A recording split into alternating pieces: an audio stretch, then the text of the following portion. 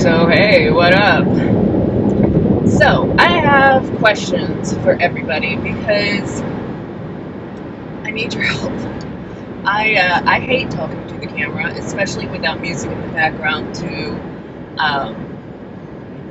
help me drown out everything except what I'm trying to say. So, also, I'm just better at writing things than I am at saying them. Huh? Um,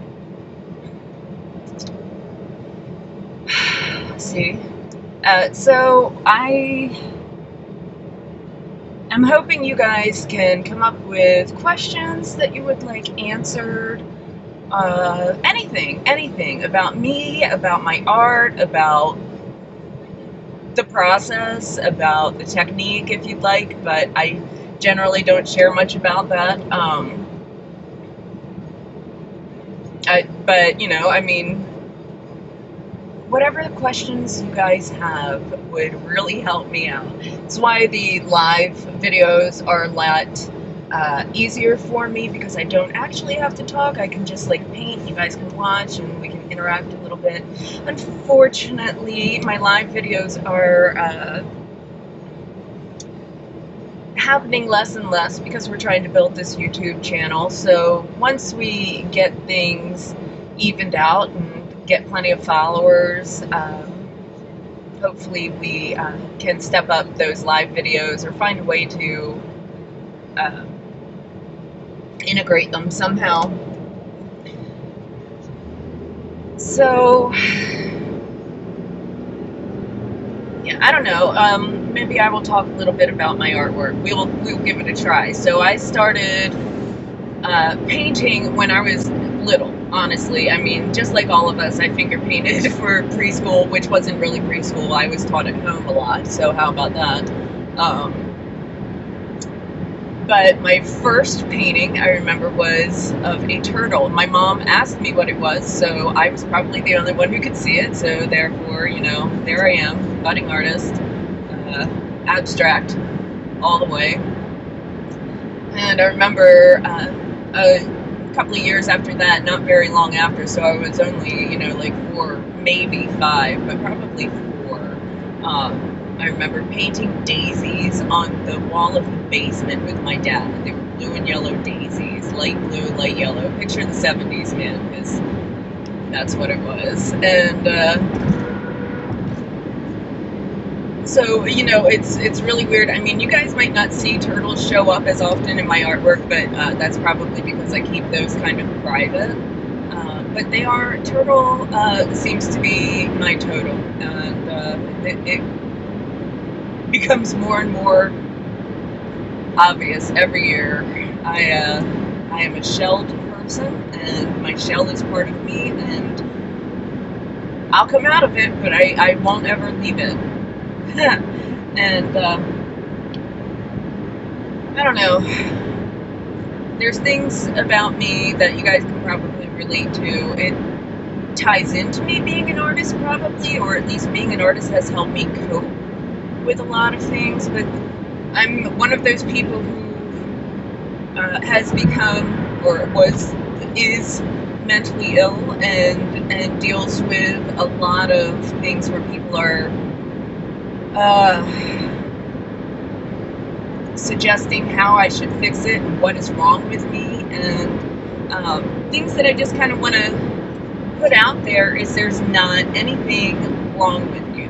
There's nothing wrong with me, and that's a hard thing to accept, really. But there is no perfect human. None of us needs to strive for that. What we need to strive for is to take care of each other and make sure that those people around us are getting taken care of.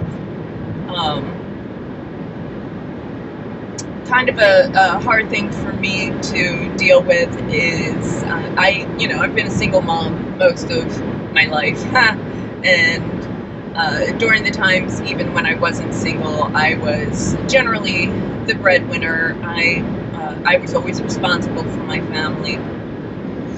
Even when I was a kid, I made sure that my sisters and brother that I grew up with were taken care of. You know, I mean, my parents did the best that they could, and I did the best that I could to help my family. And it has to extend beyond your family. It has to extend to strangers.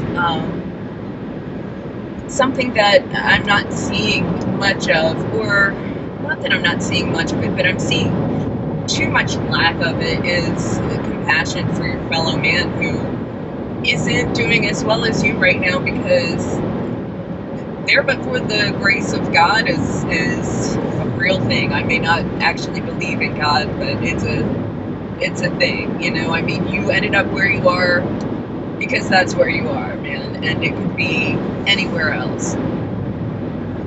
I've been in bad places. I've slept on floors with roaches crawling over my face. You know, I have been so poor that I stole food from the place that I worked at. You know, I have been so poor that I stole toilet paper from the place that I worked at, you know? And just have some respect for people who aren't doing as well as you think they should be doing. What the hell, dude? Sorry. It's not road rage. But seriously, it's called a merge lane. So,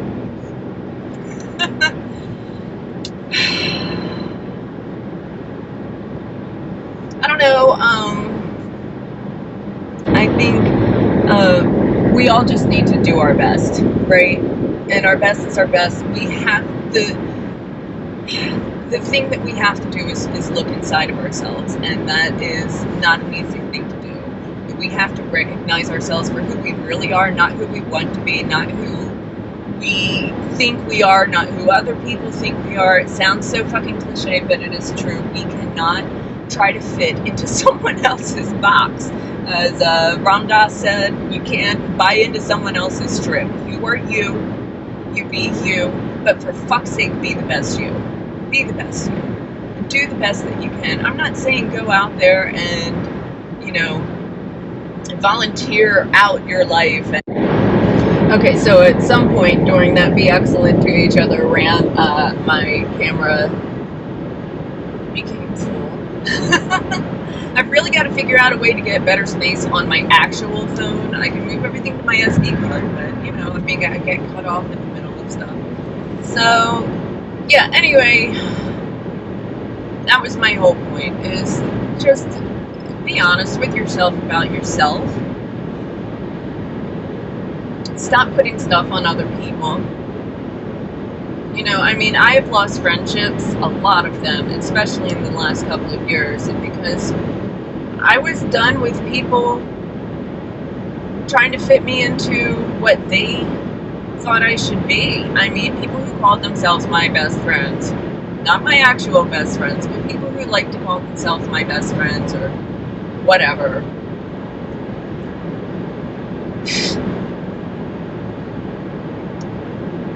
Whatever it is that somebody thinks that you owe them, unless you borrowed something and owe it back to them, you don't. You don't. You don't owe anyone anything unless you actually owe them something, right? I mean, I don't owe anyone my time. I don't owe anyone my presence. And there are some people who think that I do. You know, I mean,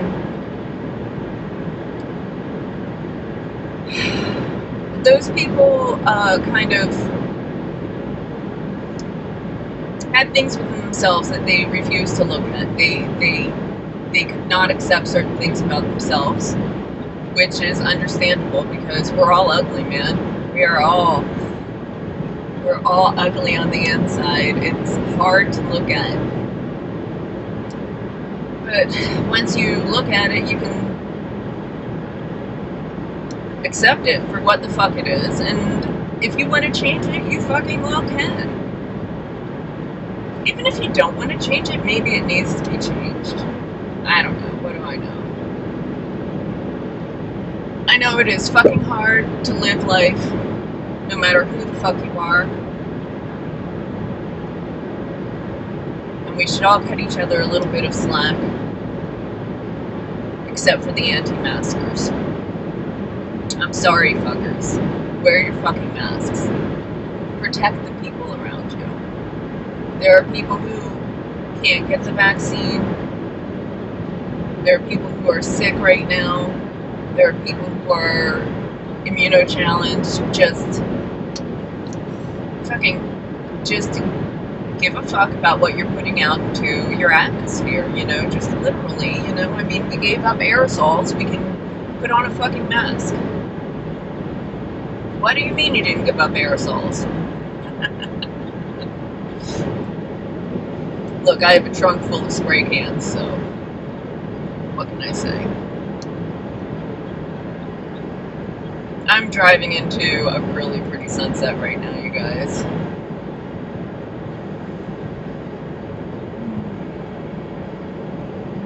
And I am smelling the country. You know what the fuck it smells like? It smells like pig shit. What? However, I'm also passing a huge field of solar panels, and that makes me incredibly happy. I have a real tree hugger streak, I guess, yeah. I'm going to see. Anyway, I'm going to turn this off, and I'm going to give you guys a glimpse of what I'm looking at. Have a good night.